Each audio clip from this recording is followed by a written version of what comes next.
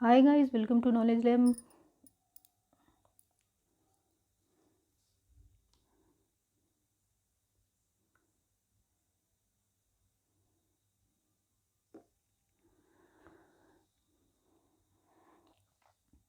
Hi guys, welcome to this channel. कैसे हैं आप सभी लोग? आई होप आप सभी लोग बहुत अच्छे होंगे और अपनी पढ़ाई भी बहुत अच्छे से कंटिन्यू किए होंगे।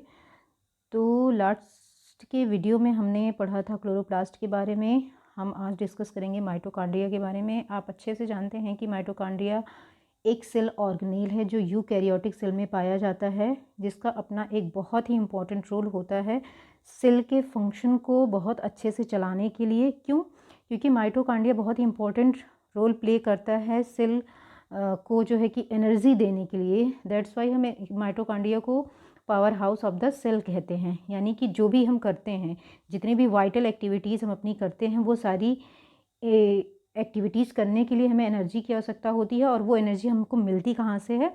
वो हमें मिलती है सेल में प्रेजेंट माइटोकॉन्ड्रिया से। तो माइटोकॉन्ड्रिया का जब भी हमारे दिमाग में ख्याल आता है तो हमें बस एक ही ख्याल आता है कि माइटोकॉन्ड्रिया क्या है। माइटोकॉन्ड्रिया है एक सेल ऑर्गेनेल जिससे हमको मिलता है एनर्जी। अब वो एनर्जी कैसे मिलता है वो बात का टॉपिक है। सबसे पहले हम जानेंगे कि माइटोकॉन्ड्रिया होता क्या है, माइटोकॉन्ड्रिया का स्ट्रक्चर क्या होता है, उसके फंक्शंस क्या होते हैं, कैसे ये हमारी बॉडी के लिए या फिर एक सेल को सुचारू रूप से चलाने के लिए कैसे ये इम्पॉर्टेंट है। ठीक है, दैट्स वाई हम स्टार्ट करेंगे माइटोकॉन्ड्रिया के डिटेल। पहले इसके नॉलेज लेंगे, इसके बारे में इंफॉर्मेशन लेंगे कि कब इसकी खोज हुई, किस वैज्ञानिक ने इसकी खोज करी। ठीक, इससे रिलेटेड जितने भी साइंटिस्ट हैं उनके नाम भी आपको लर्न करने बहुत ही ज़्यादा ज़रूरी है, क्योंकि ये ऐसे सिंगल स्टेटमेंट में तो क्वेश्चन नहीं आते, लेकिन हाँ जब मल्टीपल स्टेटमेंट आपको दिए होते हैं या फिर मैच करने के लिए दिए होते हैं तो उसमें जो है कि ये क्वेश्चन पूछे जाते हैं। जितने भी कॉम्पिटिटिव एग्ज़ाम होते हैं, स्पेशली नीट हो या फिर पीजीटी का हो, टीजीटी का हो। ठीक, तो हम स्टार्ट करते हैं अपना टॉपिक जो बहुत ही ज़्यादा इम्पॉर्टेंट है। तो जो माइटोकॉन्ड्रिया वर्ड है वो कहाँ से बना है? ये बना है, सबसे पहले हम ये जान लेते हैं कि ये ग्रीक वर्ड से बना है, माइटो प्लस कॉन्ड्रियन से। अब माइटो का मतलब होता है, उसका अर्थ होता है, उसकी मीनिंग होती है thread. What is the mean of thread? Thread मतलब होता है धागे, यानी कि ये धागे जैसी संरचना होती है। कॉन्ड्रियन यानी कि ग्रेन्यूल, और इसमें क्या होते हैं? ग्रेन्यूल्स होते हैं। तो जो माइटोकॉन्ड्रिया को हम मिलाते हैं तो हम इसके मीन्स को भी मिला के हम क्या कहेंगे? थ्रेड ग्रेन्यूल, यानी कि एक ऐसा थ्रेड जिस पे ग्रेन्यूल भी पाए जाते हैं। तो माइटोकॉन्ड्रिया कहाँ से लिए गया है? सबसे पहले जब माइटोकॉन्ड्रिया का हम जिक्र करते हैं, माइटोकॉन्ड्रिया हम शब्द बोलते हैं, तो हमारे दिमाग में ये चीज़ रन करने लगनी चाहिए कि माइटो मतलब होता है थ्रेड, कॉन्ड्रियन मतलब होता है ग्रेन्यूल, जिसका मतलब हम अगर ये जानने की कोशिश करें कि माइटोकॉन्ड्रिया कोई सेल ऑर्गेनेल है, उसको माइटोकॉन्ड्रिया नाम दिया क्यों गया? क्यों दिया गया? उसके अपीयरेंस की वजह से। उसका अपीयरेंस कैसा था? थ्रेड लाइक था, थ्रेड लाइक जिसपे ग्रेन्यूल प्रेजेंट थे। दैट्स वाई हमने उस सेल को क्या कहा? माइटोकॉन्ड्रिया कहा। तो अब बात करते हैं इनसे रिलेटेड साइंटिस्ट के बारे में। तो सन 1880 में, यानी कि 1880 में, कोलेकर ने कीटों की रेखित पेशियों यानी कि स्ट्रेटेड मसल्स में सर्वप्रथम माइटोकॉन्ड्रिया की खोज की।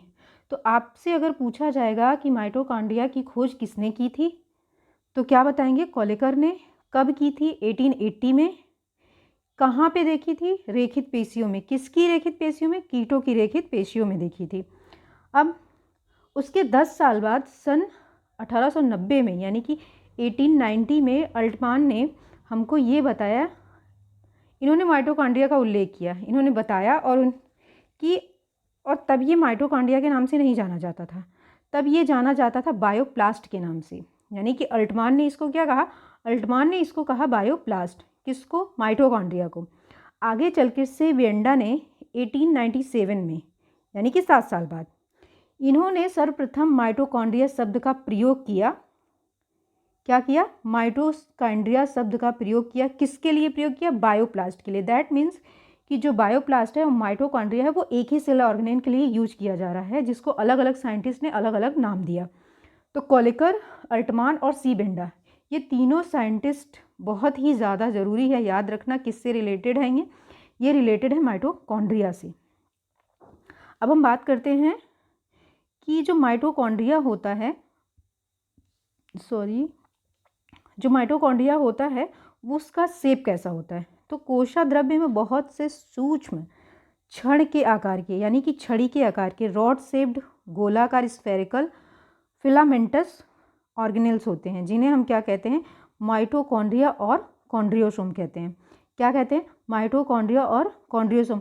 तो माइटोकॉन्ड्रिया पहला नाम आपने जान लिया, बायोप्लास्ट, जिसको किसने दिया था, अल्टमान ने दिया था। उसके बाद आपने जाना माइटोकॉन्ड्रिया, जिसको किसने दिया, सी बेंडा ने दिया। उसके बाद इसका एक और नाम है, वो है कॉन्ड्रियोसोम।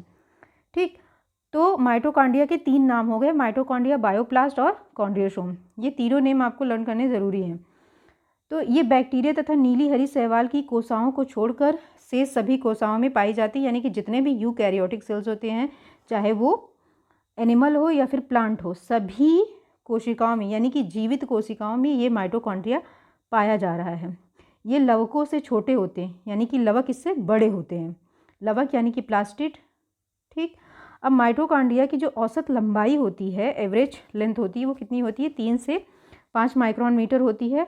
और इसका डायमीटर कितना होता है, 0.5 से 1.0 माइक्रोन मीटर। सूत्री माइटोकॉन्ड्रिया की लंबाई 40 माइक्रोन मीटर तक हो सकती है, यानी कि ये इतने छोटे होते हैं कि माइक्रोस्कोप से भी ये बहुत मतलब रेयरली दिखाई देते हैं। अब इसकी लंबाई और इसके डायमीटर से आपको अंदाज़ा हो सकता है कि ये माइक्रोस्कोप से भी देखने पे बहुत ही मतलब बहुत रेयरली इसको देखा जा सकता है माइक्रोस्कोप से भी। तो हमने बात कर ली माइटोकॉन्ड्रिया कहाँ से लिया गया है, किस वर्ड से, उसके मीन्स क्या होता है, उससे रिलेटेड साइंटिस्ट कौन कौन से हैं, और उसका शेप कैसा होता है और साइज क्या होती है। ठीक, अब जो माइटोकॉन्ड्रिया होता है वो सेल में पाया जाता है, सेल में पाया जाता है, सेल ऑर्गेनेल के रूप में। अब ये हमको प्रोवाइड क्या करता है, हमें प्रोवाइड, मैंने स्टार्टिंग में ही आपको बताया कि ये हमको एनर्जी प्रोवाइड करता है, हमारी जितनी भी वाइटल एक्टिविटीज़ होती हैं उनको कंप्लीट करने में। ठीक, तो जो एनर्जी हमें प्राप्त होती है वो कहाँ से प्राप्त होती है, माइटोकॉन्ड्रिया से। ठीक, तो नंबर ऑफ माइटोकॉन्ड्रिया पर सेल में वेरी करेंगे। क्यों वेरी करेंगे, क्योंकि हमारे बॉडी की जो हर सेल होती है, जितनी भी सेल्स होती हैं, उनका जो फिजियोलॉजिकल फंक्शंस होता है वो अलग अलग होता है। ठीक, तो उस फिजियोलॉजिकल फंक्शन के बेसिस पे हमको एनर्जी की जो रिक्वायरमेंट होती है वो भी डिफरेंट होगी। दैट्स वाई इसकी जो प्रेजेंस होती है, उसके मतलब माइटोकॉन्ड्रिया के जो नंबर होते हैं वो फिजियोलॉजिकल एक्टिविटी पे ही डिपेंड करते हैं। फॉर एग्जांपल, अगर हम कहें कि स्पर्म में माइटोकॉन्ड्रिया ज़्यादा नंबर में पाए जाएंगे, क्यों पाए जाएंगे, क्यों, क्योंकि उसको मूव करना है। ठीक, स्पर्म को मूव करके कहीं से कहीं प्लेस होना है, दैट्स वाई उसमें माइटोकॉन्ड्रिया की ज़रूरत ज़्यादा होगी, हमको एनर्जी की ज़रूरत ज़्यादा होगी, इसीलिए हमें माइटोकॉन्ड्रिया की ज़रूरत ज़्यादा होगी। तो जहाँ पे एक्टिविटीज़ ज़्यादा होती है वहाँ पे एनर्जी की ज़रूरत ज़्यादा होती है। जब एनर्जी की ज़रूरत ज़्यादा होगी तो वहाँ पे माइटोकॉन्ड्रिया का नंबर में ज़्यादा प्रेजेंट होना ज़रूरी होता है। हमारी आँखों की जो पलकें होती हैं उसको हम कंटिन्यूअसली खोलते और बंद करते रहते हैं, इसीलिए हमारी आँखों की जो सेल्स होती हैं उसमें माइटोकॉन्ड्रिया का होना बहुत ही ज़रूरी होता है और ज़्यादा नंबर में होना ज़रूरी होता है। तो जो माइटोकॉन्ड्रिया का नंबर होता है वो किस पे डिपेंड करता है, वो एक्टिविटी पे डिपेंड करता है। जितनी ज़्यादा एक्टिविटी होगी उतना ज़्यादा माइटोकॉन्ड्रिया का नंबर होगा। ठीक, ये हो गई ये बात, आई होप आपको समझ आ गया होगा। अब माइटोकॉन्ड्रिया की संरचना के बारे में बात करेंगे। तो माइटोकॉन्ड्रिया की संरचना कुछ ऐसी होती है, ये आप देख सकते हैं।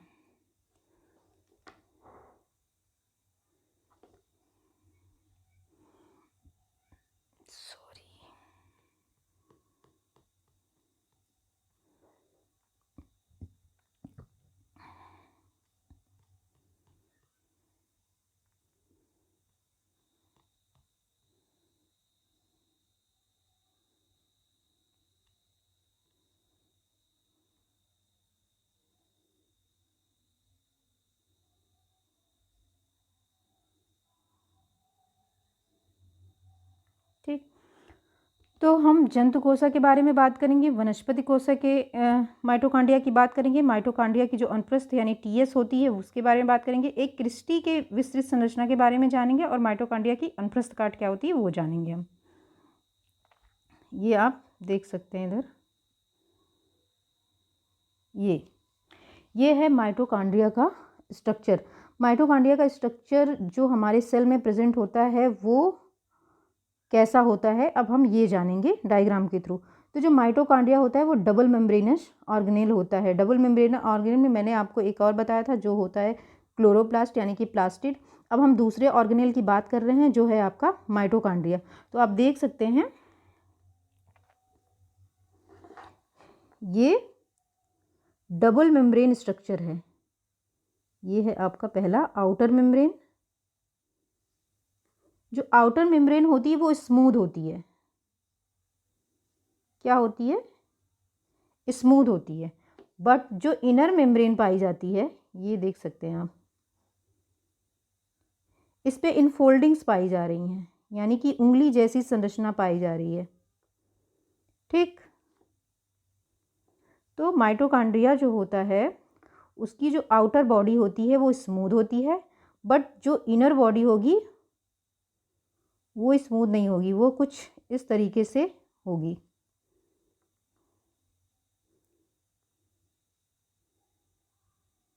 ऐसे।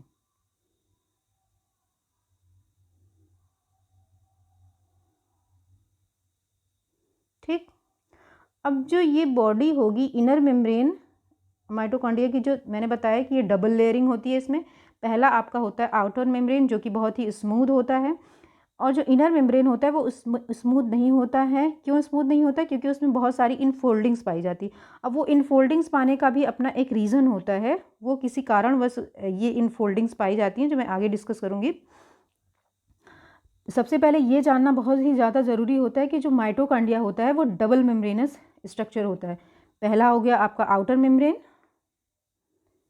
और दूसरा हो गया आपका इनर मेम्ब्रेन। आउटर मेम्ब्रेन और इनर मेम्ब्रेन के बारे में मैंने बताया कि जो आउटर मेम्ब्रेन होती है वो स्मूथ होती है, बट जो इनर मेम्ब्रेन होती है वो स्मूथ नहीं होती है, वो बहुत सारी फोल्डिंग्स लिए होती है। ठीक, और इन्हीं फोल्डिंग्स को हम कहते क्या हैं? इसको हम कहते हैं क्रिस्टी। ये जो फोल्डिंग्स आपकी पाई जा रही हैं, ये सब ये आपकी क्या कहलाती हैं? ये कहलाती हैं क्रिस्टी। ठीक, तो दो मेम्ब्रेन हो गया, outer membrane, inner membrane. Inner membrane की जो फोल्डिंग्स होती है उसको हम क्या कहते हैं? क्रिस्टी कहते हैं। ठीक, अब इन दोनों के बीच में ये जो स्पेस पाया जा रहा है, ठीक, इसको हम कहते हैं इंटर मेम्ब्रेनस स्पेस। जब दो मेम्ब्रेन के बीच में कोई चीज़ पाया जाता है तो उसको हम कहते हैं इंटर। ठीक, तो इसमें क्या पाया जा रहा है? दो मेम्ब्रेन के बीच में स्पेस यानी कि खाली जगह पाई जा रही है, उसको हम क्या कहेंगे? इंटर मेम्ब्रेनस स्पेस कहेंगे। ठीक, जो ये आपको दिख रहा है इंटर मेम्ब्रेनस स्पेस। ठीक, तो अब क्या होता है कि जो आउटर मेम्ब्रेन होता है वो कैसा होता है? वो उस पे ये आपको बहुत स्मूथ इस पे दिखाई दे रही है, लेकिन इस पे पाए जाते हैं पोर। कुछ इस तरीके का होता है आउटर मेम्ब्रेन। और इस पे क्या पाए जा रहे हैं? ये आपका आउटर मेम्ब्रेन का अपर सरफेस है और ये इनर सरफेस है ये पूरा आउटर मेम्ब्रेन। ये पूरा है आपका सॉरी आउटर मेम्ब्रेन है, लेकिन ये अपर सरफेस को हम क्या कहेंगे? आउटर की तरफ ये सरफेस है, दैट अपर सरफेस, और जो इनर की तरफ है ये इनर सरफेस है। ठीक, और इस पे क्या पाए जा रहे हैं? ये पोर पाए जा रहे हैं। ठीक, इस पोर को हम क्या कहते हैं? इस पोर को हम कहते हैं पोरिन्स। क्या कह रहे हैं? पोरिन्स कह रहे हैं। तो अब ये क्या हो गया? ये हो गया कि ये जो मतलब दूसरे चीज़ से जब कांटेक्ट बनाना होगा, दूसरे साइटोप्लाज्म से जो कांटेक्ट बनाना होगा, ये इसी पोर के थ्रू कांटेक्ट बनेगा। ठीक, तो ये परमिएबल हो गया, आउटर मेम्ब्रेन आपका क्या हो गया, परमिएबल हो गया। क्यों परमिएबल हो गया, क्योंकि उस पर पोरिन्स पाए जा रहे हैं, कुछ पोर्स पाए जा रहे हैं जिसको हम कहते हैं पोरिन्स। ये साइटोप्लाज्म से इसी पोर्स की वजह से कांटेक्ट में बना रहता है, और जो इनर मेम्ब्रेन होती है उस पर पोरिन्स नहीं पाए जाते हैं, दैट्स वाई वो इम्परमेबल होता है। ठीक, ये हो गई एक बात। अब हम जानते हैं कि जो इनर मेम्ब्रेन होता है, मैंने आपको बताया कि उसमें बहुत सारी इनफोल्डिंग्स पाई जाती है। अब ये इनफोल्डिंग्स पाई क्यों जाती है, क्यों, क्योंकि इस पे कुछ एंजाइम्स पाए जाते हैं जो कि बहुत ही ज़्यादा ज़रूरी होते हैं, किसके लिए, रिस्पिरेशन में। तो इन्हीं एंजाइम्स को वर्क करने के लिए क्या होता है कि बहुत ज़्यादा सरफेस की ज़रूरत पड़ती है। तो बहुत ज़्यादा सरफेस जो है कि एंजाइम की एक्टिविटी के लिए बहुत ज़्यादा सरफेस की ज़रूरत होती है। तो उस सरफेस को बढ़ाने के लिए ही इनर मेम्ब्रेन में फोल्डिंग पाई जा रही है, जिसको हम क्या कह रहे हैं, क्रिस्टी कह रहे हैं। ठीक, अब जो क्रिस्टी होती है, ये एक मिनट,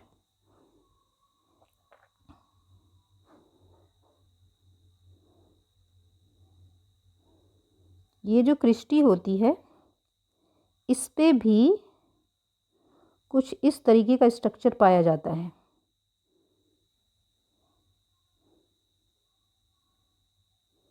इसको हम क्या कहते हैं, F1 particles, F0 F1 particles, जिसका स्ट्रक्चर आपको यहाँ दिखाया गया है। ठीक, अब ये कैसे ज़रूरी होते हैं, यही तो हैं जो एनर्जी को बनाने में टेक पार्ट करते हैं। यानी कि जो इनर मेम्ब्रेन होता है उसी का मेन फंक्शन होता है एनर्जी को क्रिएट करने को, एनर्जी को जनरेट करने को। अब वो एनर्जी कहाँ पे जनरेट होती है, ये जनरेट होती है यहाँ पे, किस पे, F1 पार्टिकल्स पे। जब F1 पार्टिकल को हम जूम करेंगे तो कुछ इस तरीके का स्ट्रक्चर दिखाई देता है।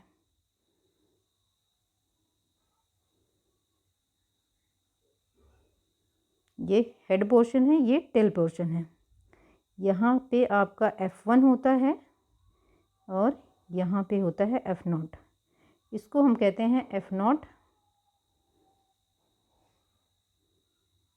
F1 particle, sorry. ठीक,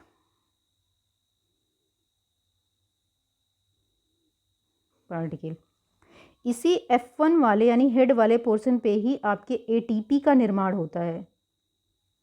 ठीक, अब ATP क्या होता है, ATP को ही हम कहते हैं जिससे हमें ऊर्जा मिलती है। ATP का फुल फॉर्म होता है एडिनोसिन ट्राइफॉस्फेट, जिससे हमें ऊर्जा मिलती है।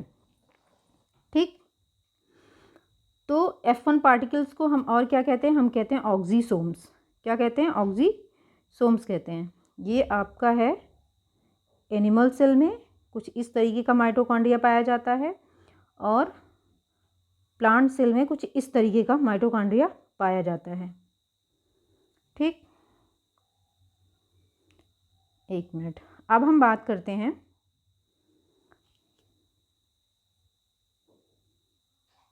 ठीक, ये माइटोकॉन्ड्रिया है,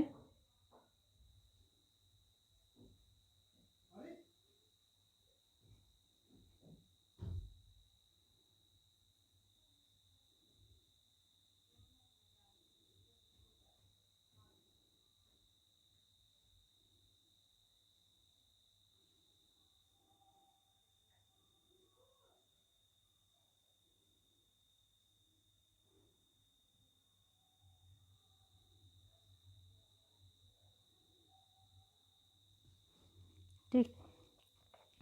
ये जो इनफोल्डिंग पाई जा रही है इसी पे आपके F1 पार्टिकल्स पाए जाते हैं। ठीक, ये inner membrane, inter membranes space हो गया। एक जो आपका और स्पेस बनता है वो यहाँ पे बनता है, इसको हम कहते हैं मैट्रिक्स। ठीक, तो ये आउटर स्पेस है और ये इनर स्पेस है, जो कि इसमें आप देख सकते हैं। ये है आपका इनर स्पेस और ये क्या है, ये आउटर स्पेस है। ठीक।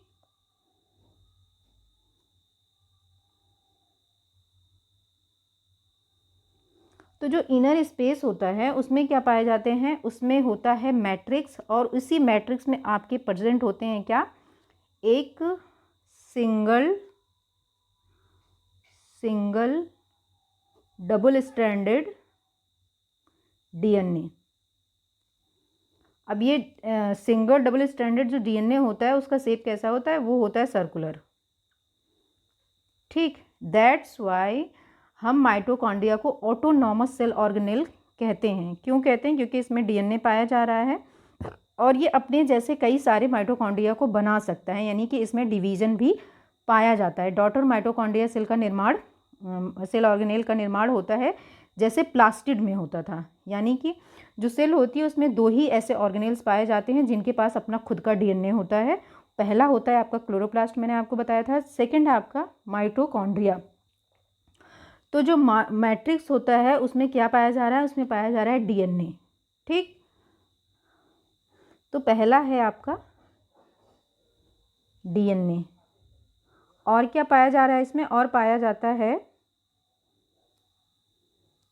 राइबोसोम्स। ये कुछ इस तरीके का डीएनए पाया जाएगा और इसमें राइबोसोम्स पाए जाते हैं। अब ये राइबोसोम्स किस प्रकार के होते हैं, ये राइबोसोम्स होते हैं 70S प्रकार के। मैंने आपको बताया था कि क्लोरोप्लास्ट में भी राइबोसोम्स पाए जाएंगे, माइटोकॉन्ड्रिया में भी पाए जाएंगे, और ये दोनों जो है कि राइबोसोम्स किससे मिलते जुलते होंगे, ये बैक्टीरिया में पाए जाने वाले राइबोसोम्स से मिलते जुलते होंगे। क्योंकि उसमें भी 70S टाइप का राइबोसोम्स पाया जा रहा था।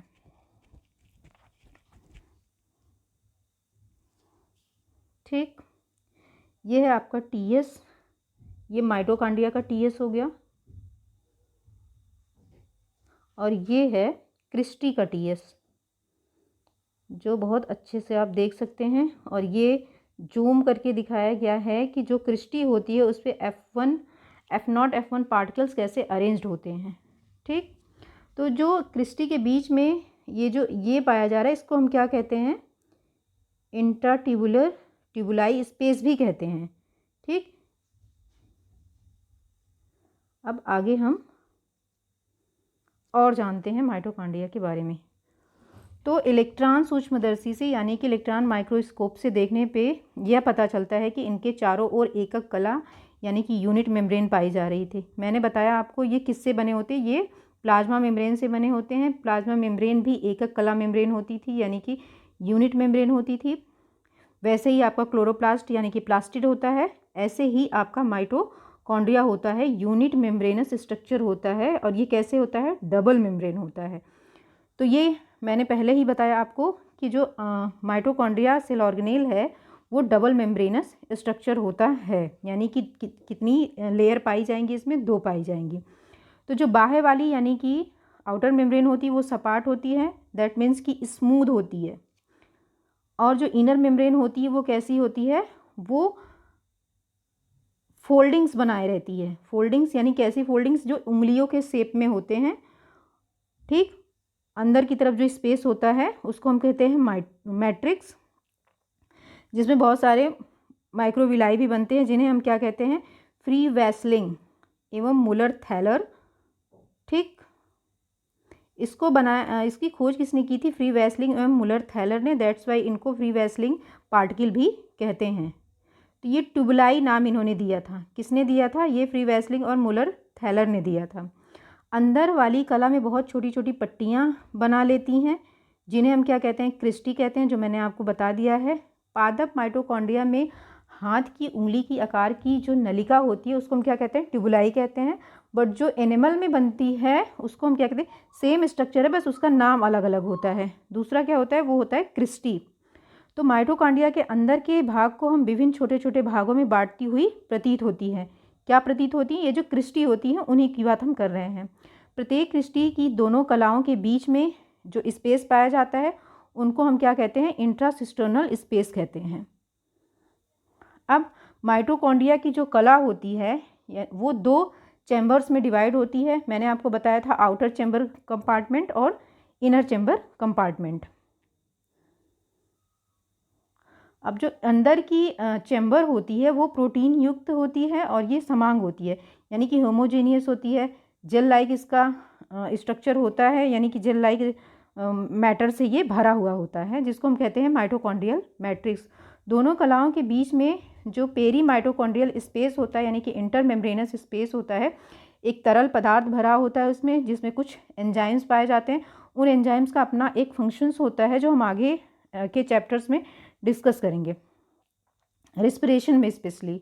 तो दोनों कोष्ठों का मैट्रिक्स पूर्ण रूप से एक दूसरे से अलग नहीं रहता है। क्यों अलग नहीं रहता है? क्योंकि वे एक दूसरे के टच में रहते हैं, क्योंकि अंदर की कला कहीं कहीं पर अपूर्ण होती है। क्रिस्टी की सतह पर बहुत से टेनिस के रैकेट के आकार के 70 एंगस्ट्रॉम से 100 एंगस्ट्रॉम की लंबाई के कुछ सूक्ष्म पाए जाते हैं, और ये एक दूसरे से कितने एंगस्ट्रॉम के अंतर पर होते हैं? ये होते हैं 100 एंगस्ट्रॉम के अंतर पर। प्रत्येक कण 3 भागों में विभक्त होते हैं, जो कि मैंने आपको बताया था, हेड वाला और टेल वाला पोर्शन। तो आधार होता है ये, कुछ मैंने आपको बताया था इस तरह का, जिसमें ये आपका बेस होता है, ये आपका स्टॉक होता है, और ये क्या होता है? F1 पार्टिकल, ये आपका F0 पार्टिकल होता है। ठीक, आई होप अब समझ में आ गया होगा आपको। तो ये जो F1 पार्टिकल पाया जा रहा है, उसके अपने मतलब जो स्ट्रक्चर होता है वो उसको हम 3 भागों में डिवाइड कर सकते हैं, बेस में, स्टॉक में, और हेड लाइक स्ट्रक्चर जो कि नॉब लाइक होता है, सिर होता है। तो इसमें हमने आपको बता दिया था कि F0 और F1 पार्टिकल्स क्या होते हैं। और जो इनर मेम्ब्रेन होती है, यानी कि आंतरिक कला उप इकाइयों अथवा प्रारंभिक कण भी इसको कहते हैं, मतलब किसी अलग अलग क्या नाम होते हैं। इनर मेम्ब्रेनस सब यूनिट भी इसको हम कहते हैं, एलिमेंट्री पार्टिकल्स भी कहते हैं, जो कि ऊपर मैंने आपको दिखा दिया है। कुछ वैज्ञानिक इन्हें ऑक्सीसोम्स भी कहते हैं। प्रत्येक कण प्रोटीन कॉर्टेक्स तथा फॉस्फोलिपिड कोर का बना होता है। F1 कण क्रिस्टी की मोटाई में स्थित होते हैं, परंतु माउंटिंग के पश्चात ये कण कला से बाहर निकले प्रतीत होते हैं। पहले तो ये ऐसे लगते हैं एज इट इज़ देखने में कि ये धंसे हुए हैं, बट जब हम इसकी माउंटिंग करते हैं तब हमें पता चलता है कि ये नॉब लाइक स्ट्रक्चर थोड़ा सा उभरा हुआ है, हमें प्रतीत होता है। पैकर ने 1967 के अनुसार इन्होंने ये बताया कि जो ATP सिंथेटेज एंजाइम्स होता है और ऑक्सीकरण और फॉस्फोराइलेशन की जो क्रियाएं होती हैं, उसमें ATP सिंथेटेज टेक पार्ट करता है। अब ATP synthetase as a name indicate कि जहाँ पे ATP का निर्माण होता है, तो ATP का निर्माण कहाँ हो रहा था? F1 पार्टिकल में हो रहा था, यानी कि जो नॉब लाइक स्ट्रक्चर बाहर निकला हुआ था उसमें हो रहा था। जो माइटोकॉन्ड्रिया के अंदर की कला यानी कि इनर मेम्ब्रेन होती है, उस पर क्या होता है? उस पर रेस्पिरेटरी चेन होता है।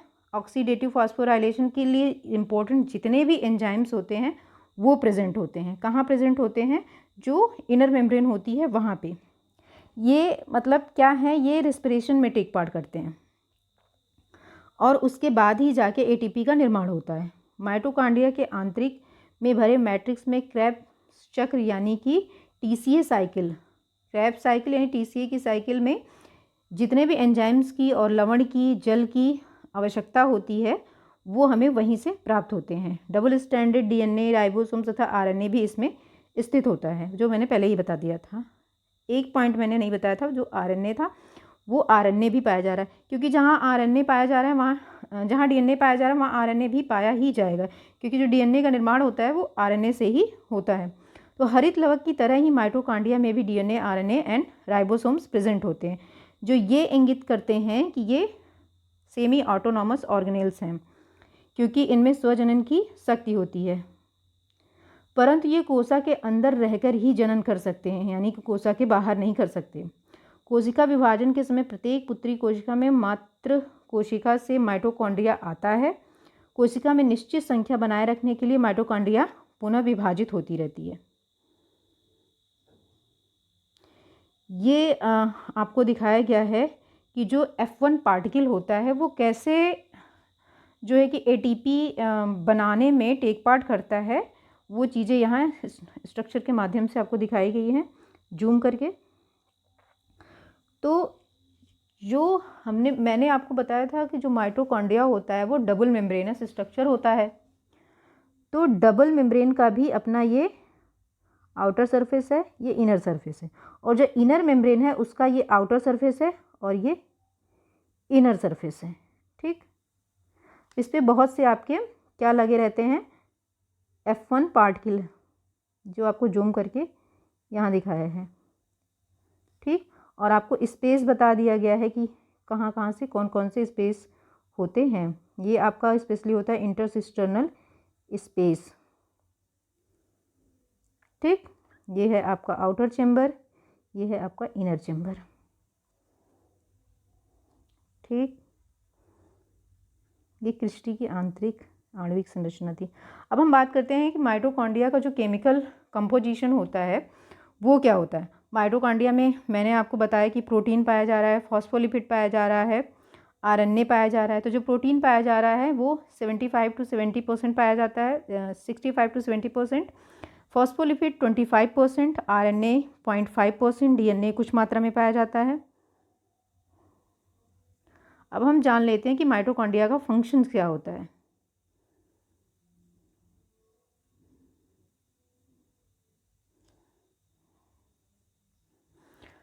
तो what is the function of mitochondria. तो माइटोकॉन्ड्रिया को कोसा का ऊर्जा घर कहते हैं। क्यों कहते हैं वो मैंने आपको बता दिया, क्योंकि हमें जितनी भी एनर्जी की रिक्वायरमेंट होती है वो हमें कहाँ से मिलती है, माइटोकॉन्ड्रिया से। इनमें एरोबिक रिस्पायरेशन की क्रिया मुख्य रूप से घटित होती है, जो कि आपको चित्र में मैं थोड़ा सा समझाऊंगी, बट डिटेल में हम रेस्पिरेशन वाले चैप्टर में पढ़ेंगे।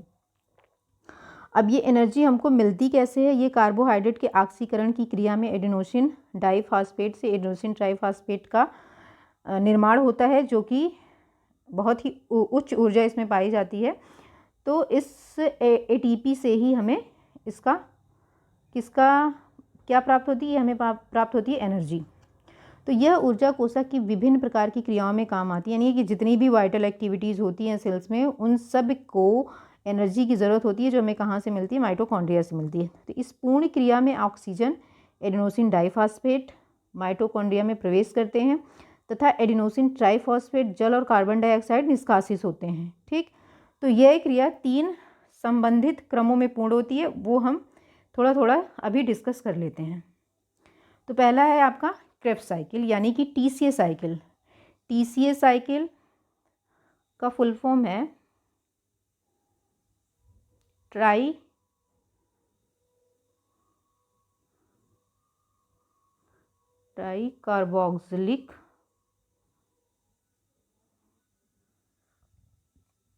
Carboxylic acid cycle. ठीक, तो क्रेब्स साइकिल को हम और क्या कहते हैं, टीसीए साइकिल कहते हैं। इसमें क्या होता है, इसमें जो माइटोकॉन्ड्रिया होती है उसके मैट्रिक्स में जितनी भी घुलित अवस्था में एंजाइम्स होते हैं उन्हीं की हेल्प से ये साइकिल कंप्लीट होती है और कार्बन डाइऑक्साइड का निर्माण होता है तथा विभिन्न प्रकार के इलेक्ट्रॉन्स का निर्माण होता है, जो क्या बनाते हैं, जो बनाते हैं एटीपी। अब श्वसन श्रृंखला यानी कि सेकेंड पार्ट। तो यह तंत्र इलेक्ट्रॉन को ग्रहण करके, जो क्रेब्स साइकिल से इलेक्ट्रॉन बने होते हैं, श्वसन श्रृंखला में क्या होता है कि वही इलेक्ट्रॉन ग्रहण करके ये क्या बनाते हैं, इलेक्ट्रॉन ऑक्सीजन से संयुक्त होकर जल का निर्माण करती है। कुछ इस तरीके की यह माइटोकॉन्ड्रिया की क्रिस्टी में होता है। और आपका थर्ड पार्ट है फास्फोराइलेशन सिस्टम। यह श्वसन श्रृंखला से जुड़ा होता है, एक स्टेप होता है जिसमें विभिन्न स्थानों पर एटीपी का निर्माण होता है और यह तंत्र F1 कणों और एटीपी सिंथेटेज एंजाइम के द्वारा होता है। तो माइटोकॉन्ड्रिया में क्योंकि डीएनए भी प्रेजेंट होता है, इसलिए ये सेल्फ रेप्लिकेशन करके के डॉटर माइटोकॉन्ड्रिया सेल ऑर्गेनेल बनाते हैं।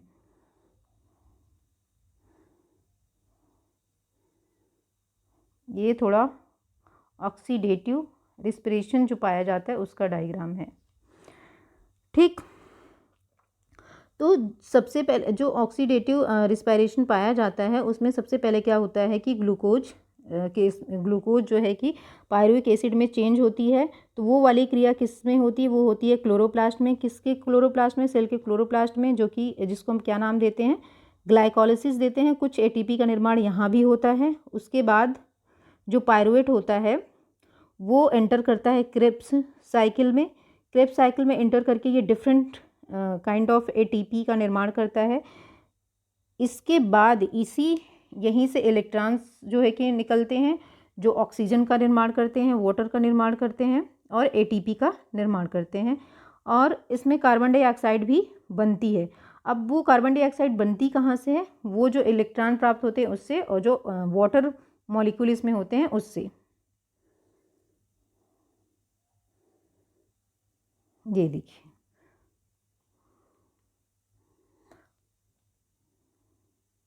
इसमें ऊर्जा का रूपांतरण कैसे होता है वो चीज़ दिखाया गया है। ये है आपका माइटोकॉन्ड्रिया। इसमें सेल रिस्पायरेशन पाया जाता है। इसमें एटीपी कुछ इस तरीके से, ठीक, ऑक्सीडेशन होता है। और बायोसिंथेसिस यानी कि केमिकल वर्क में, मैकेनिकल वर्क में और ट्रांसपोर्ट में दैट मीन्स कि आपको ऑस्मेसिस वाला जो प्रोसेस होता है उसमें होता है और उसमें एटीपी की रिक्वायरमेंट होती है। तो ट्रांसपोर्ट में भी एटीपी बहुत ही ज़रूरी होती है। तो जो सेल का रिस्पायरेशन है वो कहाँ होता है? वो माइटोकॉन्ड्रिया में होता है। तो आई होप जो माइटोकॉन्ड्रिया सेल ऑर्गेनेल है वो आपको बहुत अच्छे से समझ आ गया होगा और उसके फंक्शंस के भी आपको समझ में आ गए होंगे, उसका स्ट्रक्चर समझ में आ गया होगा, कैसे माइटोकॉन्ड्रिया जो है कि एनिमल और जो प्लांट बॉडी होती है उसमें प्रेजेंट होती है उसके सेल में, कितना इम्पॉर्टेंट है ये एक सेल को बहुत अच्छे ढंग से चलाने के लिए। जितनी भी एक्टिविटीज़ होती हैं सेल की वो कहाँ से कंप्लीट होती हैं? वो कंप्लीट होती हैं एनर्जी से, और वो एनर्जी कहाँ पाई जाती है? माइटोकॉन्ड्रिया में। स्टेप बाय स्टेप मैंने आपको सारी चीज़ें समझा दी हैं। आई होप आप सबको ये अच्छे से समझ में भी आ गया होगा। अब अपने हम नेक्स्ट वीडियो में डिस्कस करेंगे एंडोप्लाज्मिक रेटिकुलम के बारे में, यानी कि अंतर्द्रव्यी जलिका के बारे में। और बहुत अच्छे से जैसे हमने क्लोरोप्लास्ट और माइटोकॉन्ड्रिया के बारे में जाना, वैसे ही हम एक एक करके सारे सेल ऑर्गेनेल के बारे में बहुत डिटेल में जानेंगे। तो आज के लिए बस इतना ही। नेक्स्ट वीडियो में हम ये डिस्कस करेंगे। पढ़ाई करते रहिए, अपना ध्यान रखिए और इस वीडियो को जितना ज़्यादा हो सके शेयर करिए, लाइक करिए, और जो भी कमेंट आप करना चाहते हैं वो भी करिए। मैं उस कमेंट का रिप्लाई ज़रूर करूँगी। Thank you so much.